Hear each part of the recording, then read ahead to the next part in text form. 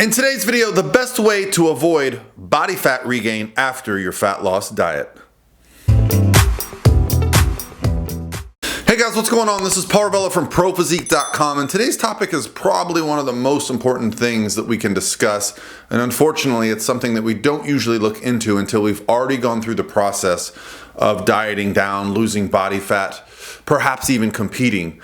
And what I want to talk about is body fat regain. What is acceptable? What can we expect? And if we've gone through multiple fat loss diets and we've regained more body fat than we had prior to ever dieting, why might that be? And I've got some interesting kind of things lined up here because the question comes from my Instagram direct message. So if you guys want to send me questions, I'll link my Instagram on the screen here. You can send me a DM and what I'll do is I'll screenshot them. So what I'd like to do is read that question, but it also coincides with this month's issue of Mass, or the monthly application in strength sport, which is a review of the research and literature that's out there. And it just so happens that this month's issue discusses the idea of body fat regain and what is one of the best predictors. And we'll talk about that. So first, today's question, which goes like this. I recently just dieted for a show, but the mental struggle was affecting my studies in school, and I hated life, so I stopped. I'm not at 10% body fat, but so badly want to just be a normal college student, wake up, eat cereal, and not scale it. I want to go out at 3 a.m. with my friends to get late night food. I'm scared, however, I'm going to go back to 20% body fat so fast. Any advice? Additionally, I've been struggling with binge eating and trying to go into a reverse diet. I just honestly hate dieting. Do you think I'll shoot up in weight by throwing all scales out the window? Literally. Well, first of all, my friend, I just want to express that this is completely normal for those of us that have gone through kind of extreme diets. And what's interesting in this month's issue of Mass, it actually talked about the likelihood that if you are starting from a leaner position, you're more likely to gain body fat back more rapidly than someone who is a little bit more obese. And we can talk about that. The article discusses some of the research on why that might be the case. But for those of us that have dieted down for shows and gotten lean, depending on your methods, now I don't know how strict your methods were. If you were only eating a very strict diet, this is why I profess diet flexibility and kind of the idea of macro-based dieting, where we don't just eat the same 5 or 7 foods for months on end, because this does something that you described. It creates eating disordered behavior where there was none before, because you start to treat food as binary, good or bad. So instead of doing that, you can do things like track your cereal. Now, you did mention that, so I have a feeling maybe you weren't doing as strict a meal plan where you only had access to a certain foods, which might then cause more problems.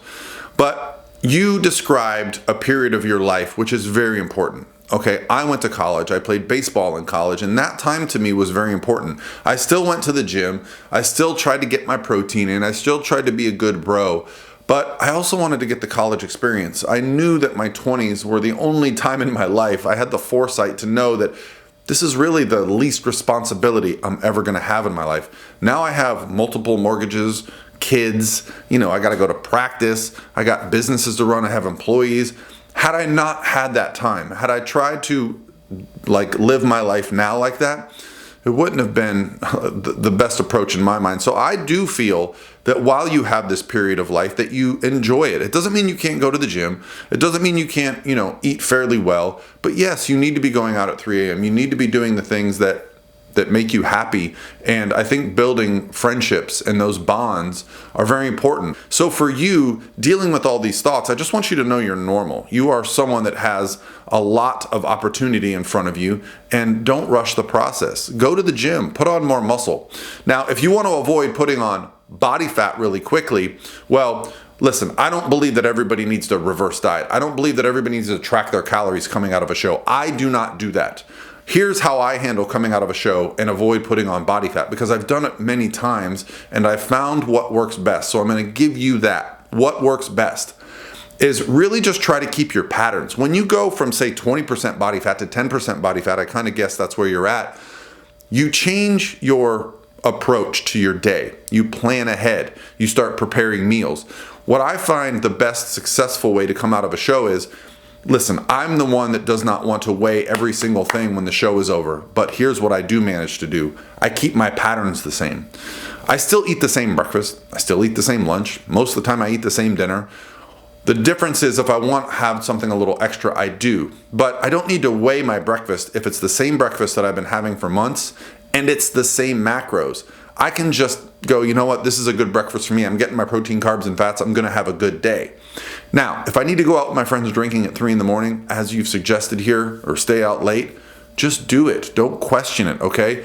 You can take a day off from the gym. You can relax the diet a little bit. But as long as, let's say you're eating 40 to 50 meals per week, as long as you're still being consistent during the week, it's going to be a very good approach. Bodybuilding, in my mind, is not about being perfect every single day.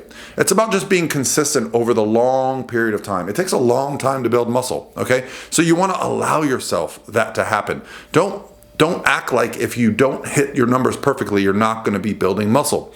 And if you want to look into this month's issue of Mass, I'll put some screenshots here. It actually talks about the number one indicator of a fat loss diet being successful is that fat-free mass is not lost. So hopefully while you were dieting down for your show, you were making sure to make protein a priority, your workouts a priority, so that you're keeping a lot of that muscle.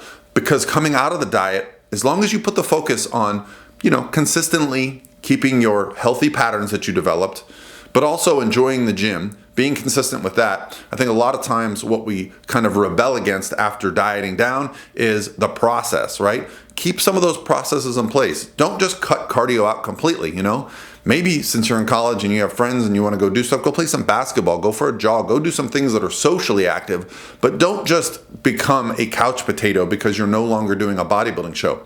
Still keep up with the gym, keep active, and still keep eating meals that you know are going to be productive for you. And then, yes, go enjoy yourself. That's how we're going to avoid kind of regaining body fat rapidly, is by not just having a complete departure from what we did to get the body fat off. And for those of us that do diet down and compete, I think sometimes it's difficult because we see ourselves looking so extremely crazy and we get lots of positive feedback and the Instagram pictures are great, but we have to learn to deal with the fact that that's not sustainable, okay? Find something that's sustainable for you. So for you guys, I'll give you an example. I'm 6'3".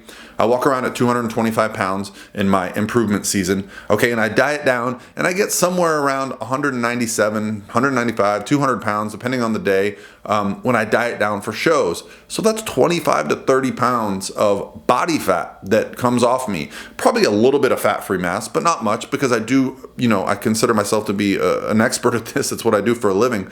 But allow yourself to have some fluctuations. Allow yourself to get strong and feel good in the gym, not just when you're dieting for shows, but in the years between the shows. All right, my friend, hopefully you're having a good Sunday, and I'll talk to you guys this week.